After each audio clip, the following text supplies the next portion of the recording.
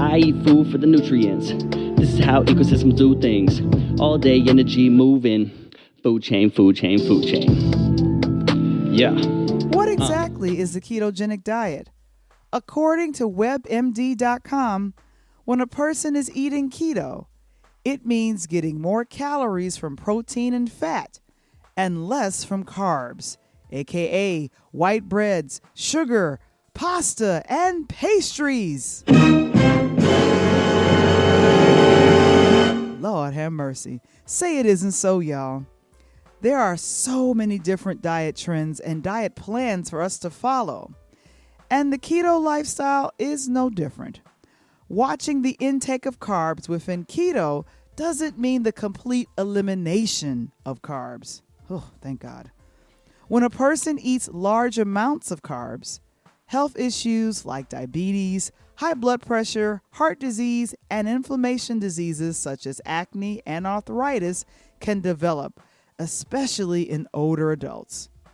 When carbs are consumed under 50 grams a day, a typical body runs out of fuel, blood sugar, it can quickly use, and then the body can start to break down protein and fat for energy, which can make you lose weight.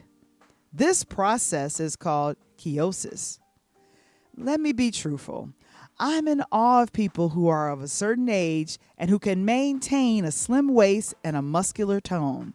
It seems as though my slim waist has gone away with the parameters that haunts my body with the night sweats and the weird cravings throughout the day and throughout the night. Why am I even considering the keto way? Right now, the keto lifestyle seems to be at the crossroads of deciding the best food to feed your body versus eating what is known to us while still feeling unhealthy, or that in my case, something is just off.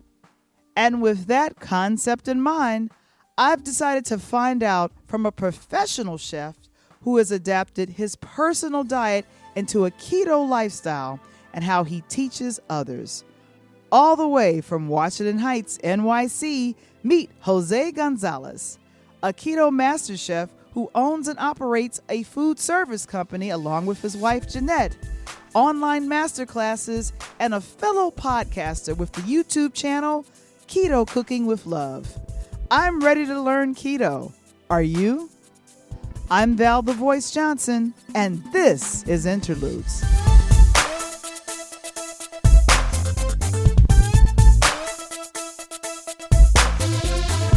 Interludes, a pure Lighthouse production.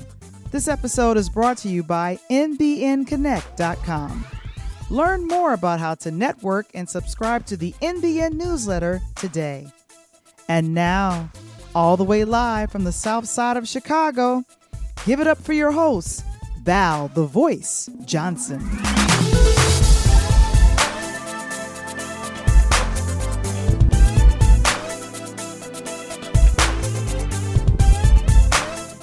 On the way to the telly, go fill my belly. A T-bone steak, cheese, eggs, and Welch's great conversation. Hi, everyone. This is Val the Voice Johnson, and welcome to another edition of Interludes. Well, I'm very happy to introduce you to my guest today. He is a professional chef turned keto master chef with a food service company offering meal plan delivery, master classes, and catering services based out in the Philadelphia area. He and his lovely wife, Jeanette, have started a great YouTube channel called Keto Cooking with Love, and who lives by the concept, what is done in love is done well. All the way from Washington Heights, New York City, I want to welcome Jose Gonzalez. How are you doing today? I'm doing amazing. Good morning. Thank you for that very, very amazing introduction. I'm happy to be here. Wonderful, wonderful. I love New York. I miss the city with all of my heart. Growing up in Washington Heights, how did your love of food begin and develop over time there in Washington Heights and then beyond? Yeah, so my parents emigrated here from Dominican Republic. So I was first generation American in a very diverse neighborhood, although it was mostly Dominican people.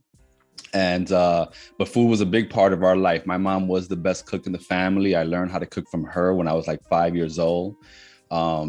Ironically, my sisters, one of my sisters didn't take much to cooking, but she's more entrepreneurial. She likes to tell people what to do. But I was in the kitchen with mom, and so that's really where I nurtured my love for cooking, and also for that expansion of cooking as a focal point of community and an act of love. Yeah, and the one thing that I know with growing up with a mom that cooks, were you criticized by your peers to say, why are you in the kitchen, or why are you up under your mom? No, I think I was never criticized. I'll tell you a quick funny story. When I was like in 4th grade, I used to watch this cartoon named Gem. Oh, I used to love that cartoon. Yeah, all right. Wasn't it the best? Yes. So the reason I mentioned that is because my boys used to tease me about watching Gem. And so I started denying it, right? I started denying that I watched Gem. But then one day my buddy set me up. He was like, oh, Jose, did you see Gem yesterday? It was so good. And I immediately started talking about the episode, and they're like, oh, you see, we got you. And I just thought to myself, yeah, these kids aren't that bright. So because if you have a brain in your head, you would know it's a great cartoon. So I say that to say that from an early age, I never really fed in to what people thought about what I did, because if I liked it, that was enough for me. And in fact, when I was in high school and we would all hang out, we would all go back to my house and I would cook, So my buddies never really teased me for cooking. Yeah, because they was hungry. Absolutely. Absolutely. Oh my gosh. Easily in a 2 to 5 block radius on any corner in Manhattan, there's like a new restaurant or a bodega popping up. When making the decision to become a trained chef, what drove your decisions to go and say, you know what, I want to do what I've learned in my mom's kitchen in a restaurant or a professional setting? Yeah, that's a great question. So I never wanted to be a chef. Okay. And that's why I resisted going to culinary school for so long. Mm-hmm. So I went to culinary school in 98, but I had my first daughter in 95. And that was like my first real catering gig. I've always cooked for all of my children's baby showers. So, like I said, I learned to cook for my mom. She was the best cook in the family. So she cooked for all the baptisms and birthdays and holidays. And it was something that everyone looked for, right? And so I wanted to be that same extension. I wanted to be the person in the family that would be the one that cooks for all of our special gatherings. And so I went to culinary school so that I can be a better cook for my friends and family. And as it turns out, I wound up, as a result, you have to really do what you love. A lot of people wonder, what should I study? What should I learn? What's going to pay me the best? Forget about what's going to pay you the best. Right. If you just learn something that you love, then you will continue to develop that skill, because it's not going to be a job to you. It's not going to be a task. And so over time, when I came out of culinary school, I started doing private chef work because it was an extension of me cooking for people. Mm-hmm. I started doing catering because it was an extension of me cooking for special occasions like weddings. And I spent about 10 years in that space. And at the same time, I was doing stuff in the music business because I had this pursuit, this idea of what I wanted to do. But then I realized, I'm just chasing money there, and there's really no fulfillment. Mm-hmm. And so after 10 years of being a private chef and caterer, that's when I went full on like executive chef, working for restaurants. And because I figured the money doesn't really matter if you're not waking up excited, for what makes up your life, or what you spend most of your time doing. And so I never wanted to be a chef. I kind of backed into it, but definitely cooking for people is definitely like my mission. Yeah. And if you could name either one or two of your favorite restaurants that you were a chef at, and how was your experience? Yeah. So there's a popular mixology bar in Harlem called 67 Orange Street, which is named after a Black-owned speakeasy. The owner there, Carl Williams, great friend of mine. I was there for a few years, so I got to, influence the menu a lot.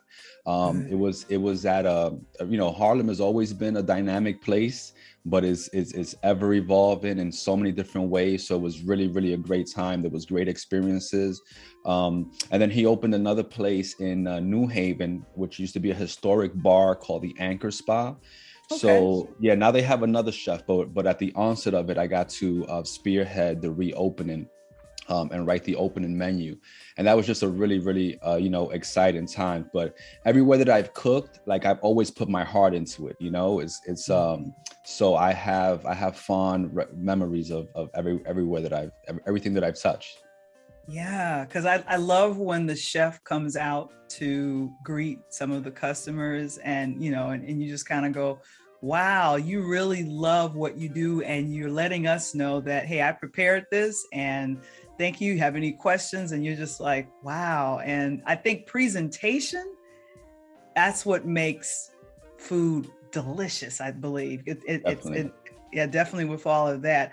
Let's get down to it.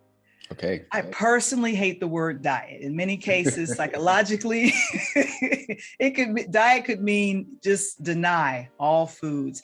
In the case of keto, that concept has been around for a bit.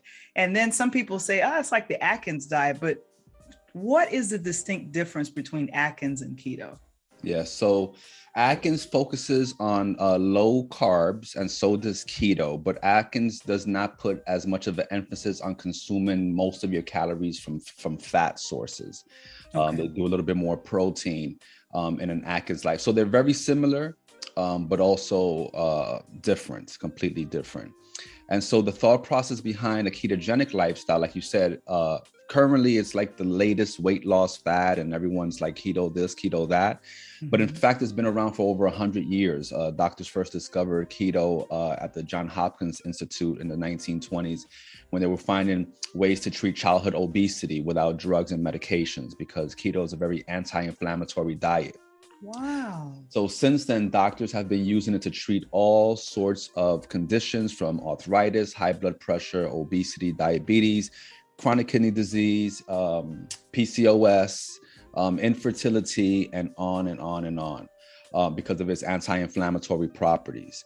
Now, the way that it works is that you pretty much consume a low carb diet and you get your energy from fat. And so I know that sounds weird to people, because we've been taught that fat is unhealthy for you, but in fact, that's not exactly true. In fact, every baby that's in a mother's womb is in a ketogenic diet, no matter what the mother eats. Once the baby is born, and hopefully the baby is breastfed, as one should be, breast milk is also 100% ketogenic. It's 73% saturated fats, less than 10% carbs, because all of our vital organs, every cell in your body has cholesterol. Your brain is 90% fat. So at the onset of our lives, our whole being is formed by consuming fats. And then through culture and diet, we get introduced to carbs. Carbs are great, carbs are delicious, but in the presence of carbs and fat, the body will prefer carbs because it's a quicker, expendable source of energy. And so what happens to many people over time is that you use the carbs for energy, some of it gets converted into fat to be stored later. And then whatever fat that we eat also gets stored. So the benefit of keto is that by cutting down on those carbs, not eliminating them, it's not a no carb diet, it's a low carb diet.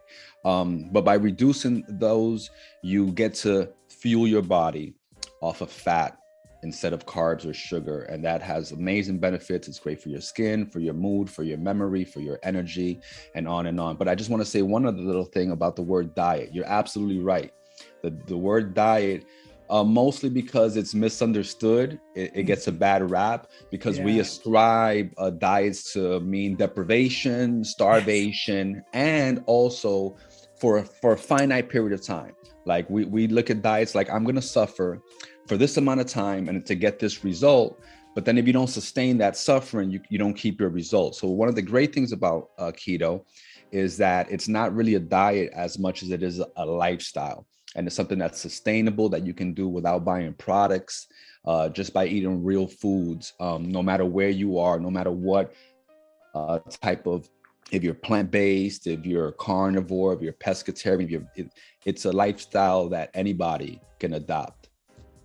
Yeah, and I would consider keto and I'm a woman of a particular age, and my body don't like the moo cow dairy no more. It don't like it, Jose. It don't like it. And unfortunately, I've had a standing allergy to fish, seafood, and certain nuts, Brazilian, macadamia, and walnuts for decades. Where's the keto ingredients to replace those major food groups people like me have to avoid? Yeah, great question. So the great thing about keto is that it's more about focusing on the things that you do like and enjoy that fall under that keto, spectrum, right? So no matter what ingredients are keto, like cauliflower is keto, right? Many women, my wife, right, can't really consume cauliflower because it's a cruciferous vegetable. And for some people, they have problems digesting it. Just makes you very gassy and bloated, and nobody wants that. So even foods that may be keto, like some kinds of dairy, don't always agree with everyone. Food is a drug, right? And so that you have a buddy who can drink a 6-pack of beers, and then you have a friend that at one sip of wine, she's done, right? But it's the same beer, it's the same wine, but everyone was going to react in a different way. So under the umbrella of keto, we focus on eating whatever kind of proteins you enjoy. Okay. And then low carb vegetables, and then healthy oils. But if within that defined group, there's things that either you don't enjoy or don't agree with you don't have to have them. There's nothing that you have to have per se. You would just focus on the things that you do enjoy: eggs, chicken, spinach, asparagus, broccoli, all of the things that you do enjoy under the keto umbrella. You would just steer your focus towards that.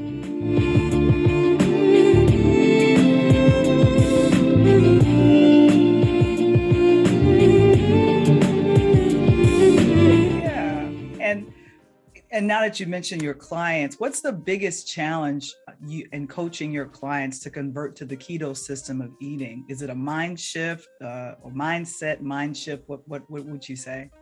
Yeah, so much of it is mindset, all right? Because, I used to watch this other cartoon called G.I. Joe.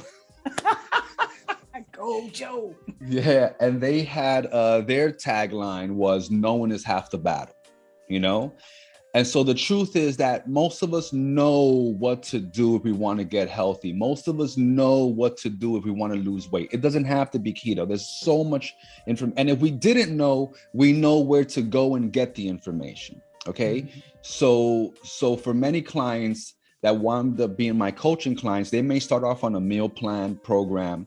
They might start off by doing a master class with us where we come into your house, or we do it virtually, and we teach you how to cook keto in a very simple way around the foods that you particularly like. Mm-hmm. All right.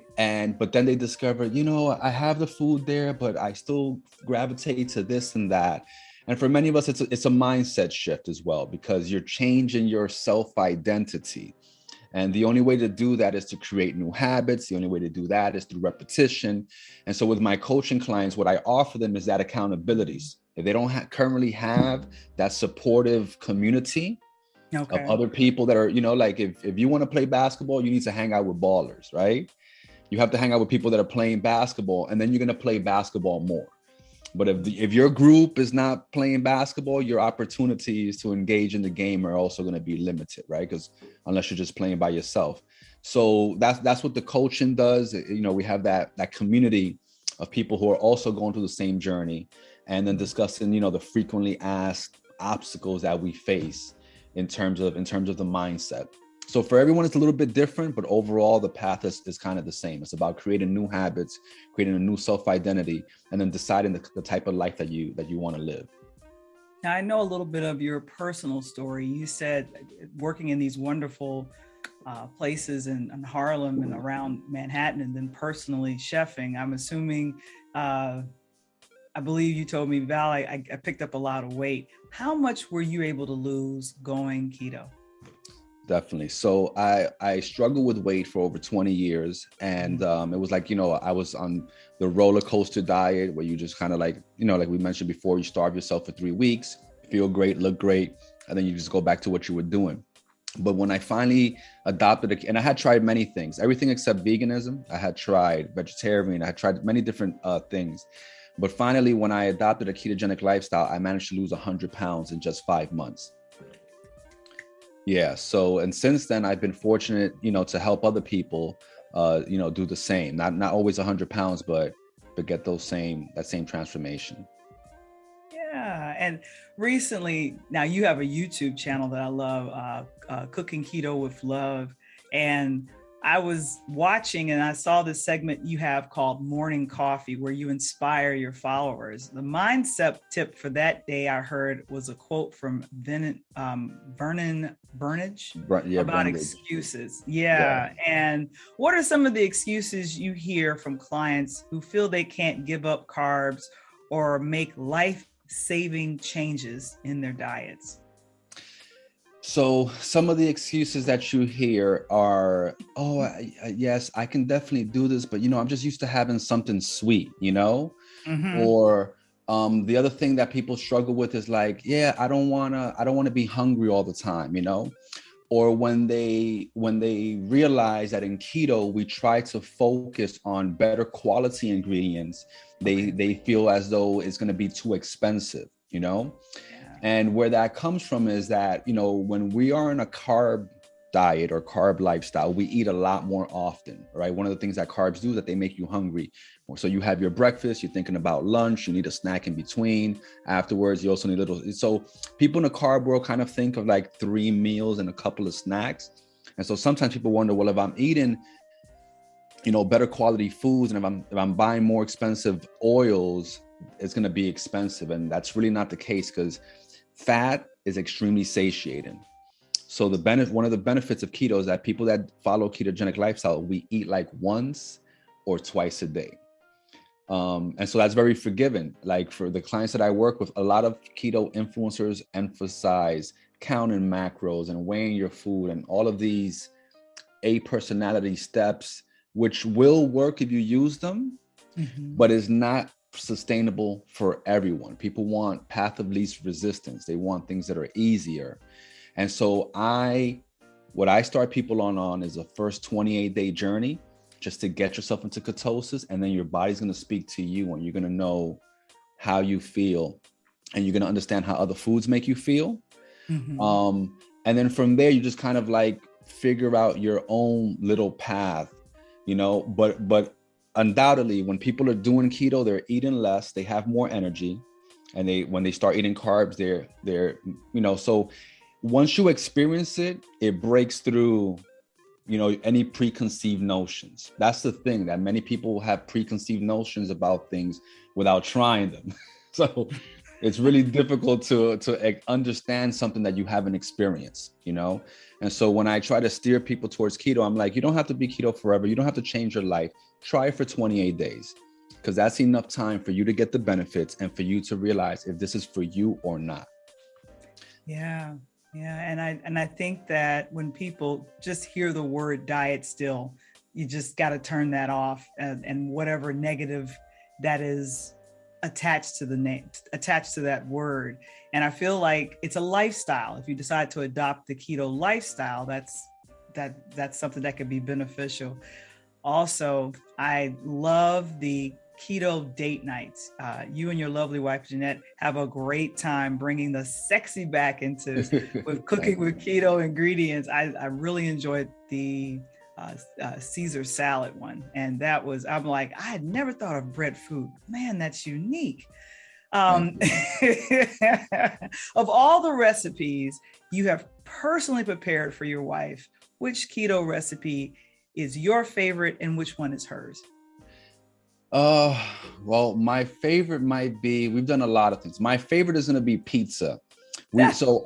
So Keto Cooking with Love is the name of our live cooking show, and it kind of became the name of our brand. We had a previous channel to this where we did our first season, and on the 5th episode of that, it was our pizza party. We did all kinds of pizza, but that's also the episode that we got engaged on. So yeah, so it was a surprise to her and all of our viewers. But so I think that from all of the things that and then I think that pizza is like one of those comfort foods. It is. That, my goal with keto is to show people that you actually, you may have to do some changes, but you don't have to give up the way of eating. Okay. Yeah. You just have to make some modifications so that you can enjoy the things that you like, and just in a more like health forward kind of way. But her favorite thing, she loves surf and turf. So when we did the, as you can see on the Keto Date Night, we did a 3-part series for Valentine's Day. Yeah. The first episode was lobster bisque, and then the second one was our Oscar style. So it was like filet mignon with crab cake, hollandaise sauce, asparagus. And then episode 3, we did keto chocolate lava cake. So there's many things that you can, that you can enjoy in this lifestyle. And the reason that I'm a master chef is because most keto influencers, they kind of just steer you towards the vanilla approach to keto, which is like, oh, 2 eggs and 3 strips of bacon and this and that. And people just don't eat in that way. Food, like I mentioned at the beginning, when I talked about my love for food being nurtured through family, through conviviality and community, that's the association that people have with eating and food. It's not just like, oh, I eat because I need to live. There's more to the thought that we put behind it. So if people are not connected to their food, if they're not enjoying their food, they're gonna steer towards something that gives them comfort. So that's the approach that I bring to show you, like, hey, you can have chicken and waffles, you can have paella, you can have gumbo. We did gumbo. We've done, like I said, pizza. We've done ice creams. We've done we've done plant-based dishes, so many things. So no matter what type of lifestyle you subscribe to, you can reap the benefits of keto. And ultimately what it comes down to is a mindfulness about what you eat. Keto works for many. It may not be for you if you choose, but I think that it really comes down to the overall arching message that I want to deliver to the world is about understanding that our health is in our control, and it's controlled by the foods that we eat. So if you find yourself in an unhealthy situation where you're having to go see a doctor, now this doctor wants to pull out his big prescription pad because that's the tool that he's been given, I want people to know that you can empower yourself with knowledge and information in present day, and you can learn about your health. You can learn different ways to improve your health, whether it's herbs, whether it's plant-based, whether it's keto. Just understand that you can be your own doctor. You can empower yourself with knowledge and not just have to, live an unhealthy lifestyle, or suffer from any of the conditions that we suffer. And if I can just share very quickly the story that I shared with you offline about what really got me down this rabbit hole. So yes, I lost 100 pounds, and yes, I struggled with weight for many, many years. But really what happened for me was that I didn't get to mention, after I lost those 100 pounds on keto in 5 months, I wound up gaining 80 again. And I was going through the deterioration of a bad relationship. And at that time, my mother suffered one of 3 major strokes. So as a result of that, she's still alive and well and has all of her wits. But as a result of that, she's bedridden. She can only mumble a few catchphrases. And I went down this spiral of thinking, like, what's my end game going to be? Because I came to find out that many of my aunts and uncles, this is how they ultimately lived their last few years before passing away. And I just decided at that time, like, my children are never going to change my diapers. There you go. And so that is really what fueled me, like we all have a something. Like cosmetically, yes, I wanted to lose weight, right? But I was happy at 100 pounds heavier. I wasn't healthy. And when I started to think about how am I going to live my life? Am I going to be running around with my grandkids, or are they going to be visiting me in a home, Yeah. So that's really my why and why I'm so, purpose driven to help other people transform their life. It's not about the weight loss. Weight loss is a byproduct of being healthy, and you don't have to be obese or overweight to be unhealthy either. So that's really, my mission, trying to impact as many people as I can to gain that awareness about their health and deciding what type of life they want to live. Yeah. And that's one of the number one reasons why I wanted to have you on the show, because there's a few of my friends that have converted to a keto lifestyle and they're having success with it. So I'm thinking, I love it. I know. So my thing is that it's best to just try to figure out how to change your diet, how to change your mindset when eating, because we eat to live, not live to eat. Absolutely. Yeah. Absolutely. So if anyone wanted to find out about Keto Cooking with Love with you and your wife and get trained, and you could give them the 28-day special or letting them know how to cook in keto, where would they go? Absolutely. So we are on all social media at Keto Cooking with Love. That's Facebook, Instagram, and YouTube.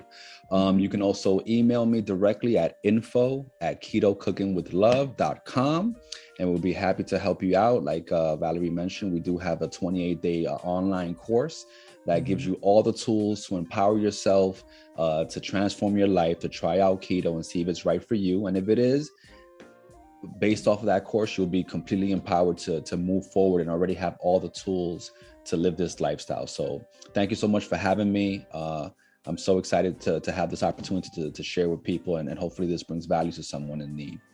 It definitely will. Jose Gonzalez, thank you so much for joining me. Thank you. Thank you. It's been my pleasure.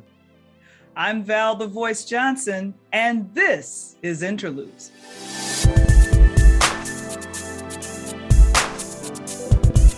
To see how Keto Master Chef Jose Gonzalez answers more of my questions about keto, please visit our Interludes YouTube channel.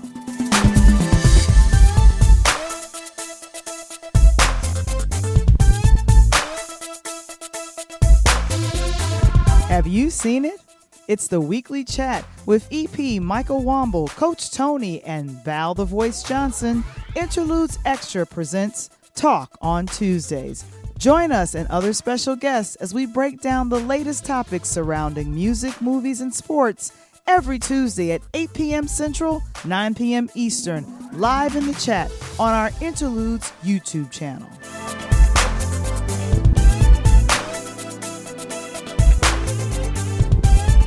Interludes. Original concept by Valerie Johnson. Written by Michael Womble. Produced by Michael Womble and Valerie Johnson. Original intro and outro music produced by Kendall Nesbitt. Interludes, a pure Lighthouse production. This episode is brought to you by nbnconnect.com. Learn more about how to network with the premier growth platform for established Black and urban business owners, professionals, and non-for-profit organizations. Sign up for a free newsletter at nbnconnect.com.